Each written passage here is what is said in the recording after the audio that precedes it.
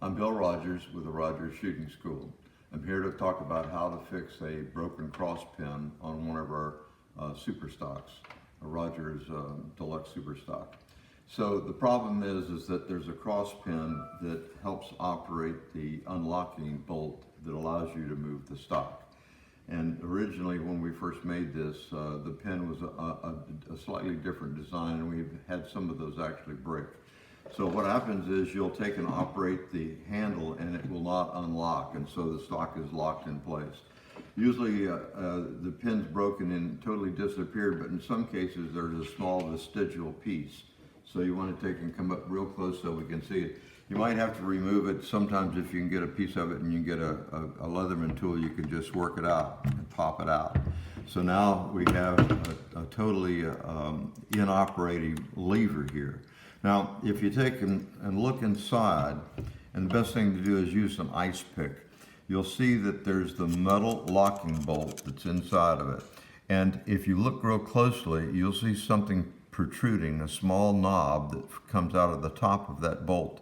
If you take an ice pick and push it in there, you'll notice that plunger, we call it a plunger assembly, will actually slip down. That does allow you to take, and if you want to, you can use the ice pick and you can slide the stock.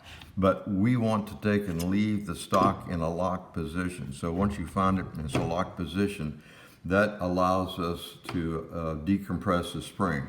Now I'm going to show you what the parts look like right here. So this is the locking bolt that actually takes and engages into the buffer tube assembly that prevents the stock from moving. You'll see that there's a cross pin hole. And that hole is where the cross pin, now this is a brand new cross pin that we'll actually replace. But what happens is there's a small plunger, and the plunger comes up from the bottom, just like this. And then there's a spring, and the spring takes and is held in place by a roll pin. You don't have to take the roll pin out, and you certainly don't want to remove the stock. If you remove the stock and pull the pin, all of these parts will go up inside of the stock and you've increased your work. So all we're going to try to do is to replace this. So you're going to take an ice pick and make sure that you can see clearly through the hole, and then the hole is lined up square.